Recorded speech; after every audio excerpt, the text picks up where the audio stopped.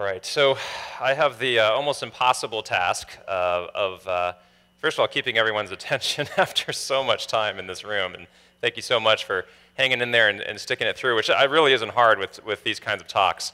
I'm going to be brief. I want to do my best in 10 minutes or less, maybe, if I can move, to summarize this entire conference, which is not at all possible. I mean, the breadth and depth of insights that we've experienced over the last day and a half is really astonishing.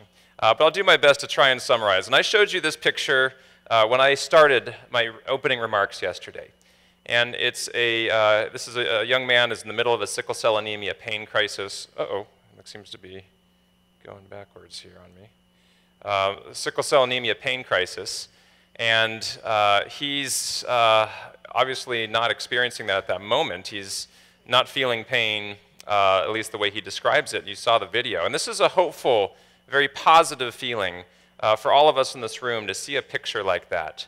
But, you know, I want to make a point about that. Now, you may remember this movie, The Field of Dreams, the Kevin Costner movie, where, you know, if you build it, they will come. If we create this software and we create this technology, people are just going to want to use it.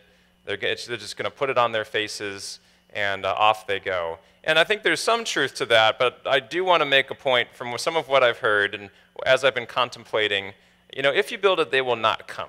It's not necessarily the case that if somebody has a great idea, that everyone is going to want to use that. Healthcare is different. We need to understand from our patients what their unmet needs are, what they are looking for. And we heard that so clearly in many different forms, but most impressively in our patient forum today. We have to build great stuff that meets unmet needs and that works in the clinic. And within that is sort of enmeshed or intertwined a few different themes. Building great stuff means we have to think about Brandon's talk and the VR1 study, which is all about human-centered design principles, listening and understanding the knowledge, attitudes, beliefs, and preferences of our patients, empathizing and iterating with our patients. Only after we go through those steps are we going to have great stuff that fits an unmet need.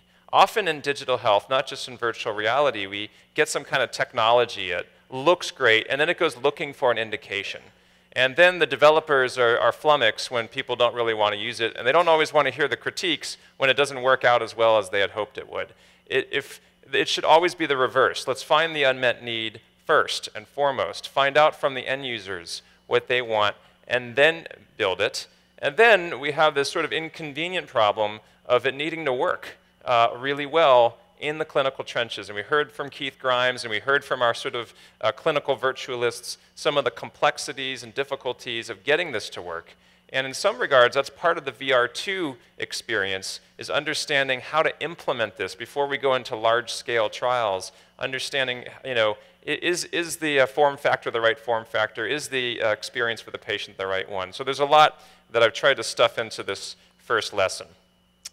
Now, Brandon pointed out this paper, you may or may not have caught it in his comments, and I just want to blow it out for a second. You know, this is not a new concept that we should be thinking about best practices in you know, behavioral medicine.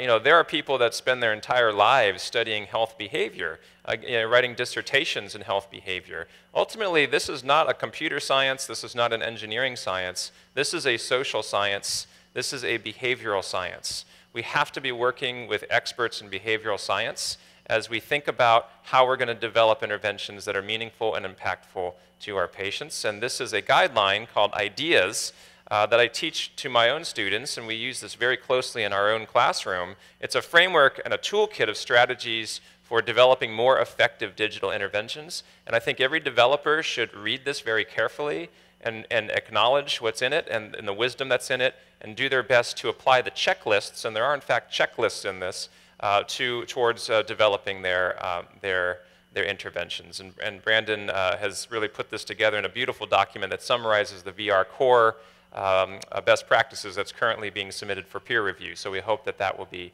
published as well soon. This is another theme that Joe Kvedar, who's at Harvard, speaks about very frequently, and I heard a lot about this over the last day and a half, this idea of hyper-personalizing digital health. And in his book, The Internet of Healthy Things, he doesn't talk about virtual reality, but he talks broadly about digital health, whether it's wearable sensors or smartphone applications. And he emphasizes this idea of not just personalizing, but hyper-personalizing. And he gives the example of push notifications with smartphone applications. A really demotivating message is, oh, you're supposed to walk 10,000 steps today, and you've only walked 2,642. You've got X thousand more to go. That's, in fact, in randomized controlled trials, been shown to demotivate people, and they often gain weight when they're given these kinds of messages. A better message might look up the patient's readiness for change. How ready is this individual to make the health behavior, to make the change that we're asking them to make? That could be measured on a spectrum. It's called the trans-theoretical model. We can understand where people are on that spectrum and then tailor the guidance accordingly. For example, somebody that's ready to make a change but is maybe ready but not quite there, an app, when we're talking about apps for a second, might look up the weather, might look up the patient's step count, and look up their readiness for change and give a different kind of message, like, today's a beautiful day outside, which it is. When you're ready to start exercising or walking, this would be the kind of day when you'd want to go out for a walk. That's a very different message than you have 3,472 steps left to walk, right? That's not very personalized at all. So we need to be thinking about these things as we develop immersive technological interventions as well, really, truly listening to the user and creating tailored guidance. And I heard that a lot. Another huge theme that certainly came up yesterday and throughout the entire course was the opioid crisis, which we heard from Ted Jones, is an opportunity to think about immersive technologies as one of many interventions that may allow us to manage patients who are dependent on opioids or being taken off opioids. It's important to point out that we should not overpromise what virtual reality can achieve for the opioid epidemic. Right? I mean, VR is not going to cure this epidemic, but could it help us make some inroads, right? As if it's part of a larger package, and you heard Harmon Clark talk to us about the importance of communicating with the provider and being part of a larger intervention, a larger package. VR, if in the right contextual environment, is put into that, intercalated within that relationship, it could be the bicycle of the mind, which I love that phrase that Harmon, I think, just coined on the stage. Fantastic stuff.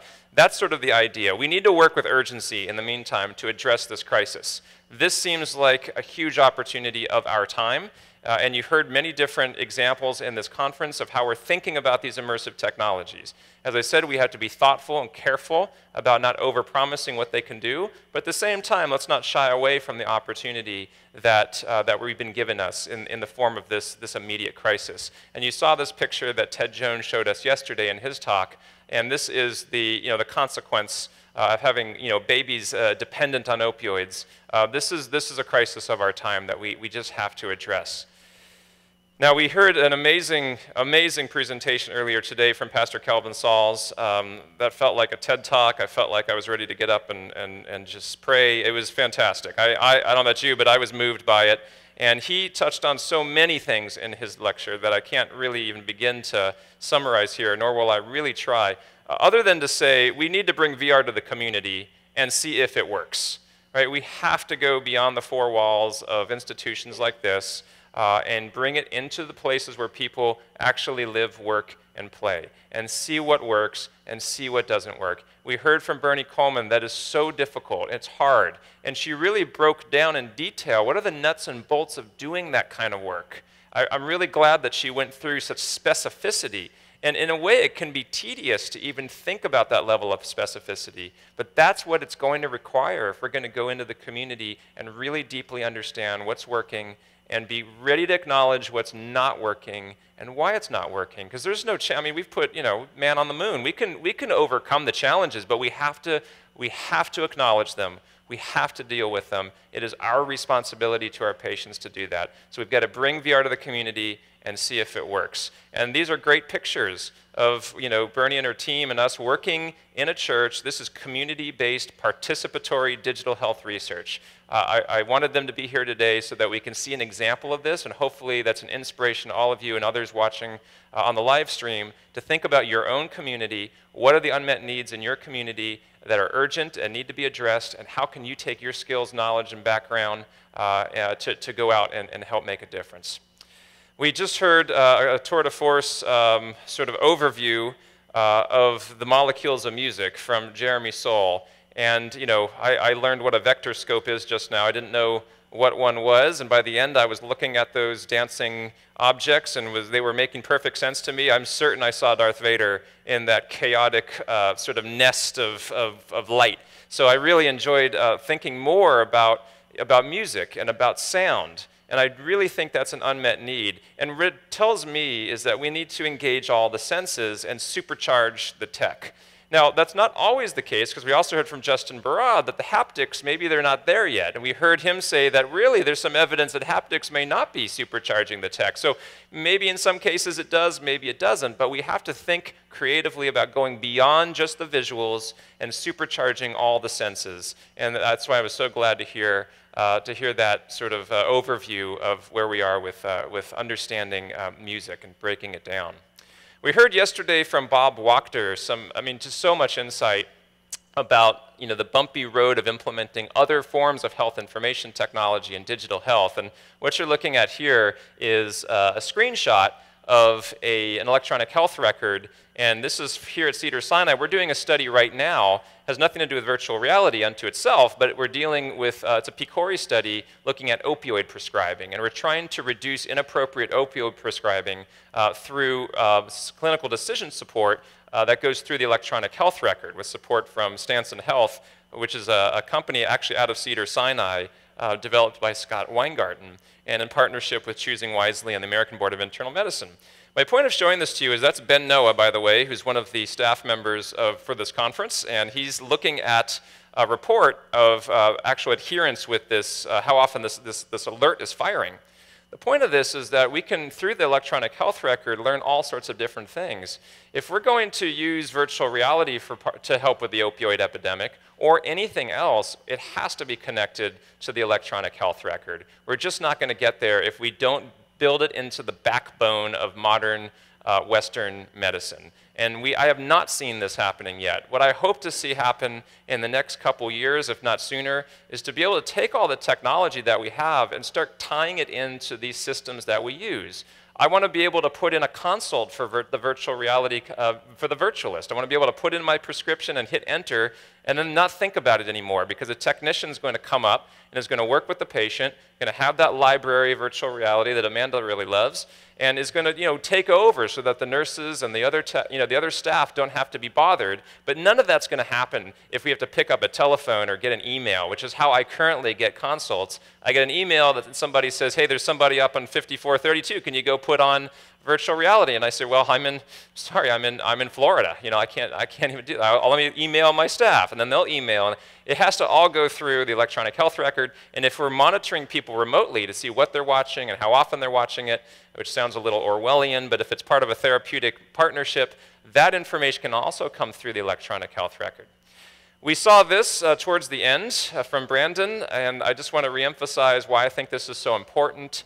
I don't think this is meant to be layers of bureaucracy or hoops that people need to jump through to get their tech approved by the FDA. That's not the spirit of this. The spirit of this is to take best practices in other areas of research that are well established and well known and apply them and adapt them to this world of emerging immersive technologies. And let's think just sort of creatively about how we can structure this so we have a little bit more standardization and a little bit more rigor in how we do this kind of work. So we need to rigorously test the impact of VR on outcomes that really matter most to patients. And it all, again, comes back to the patients.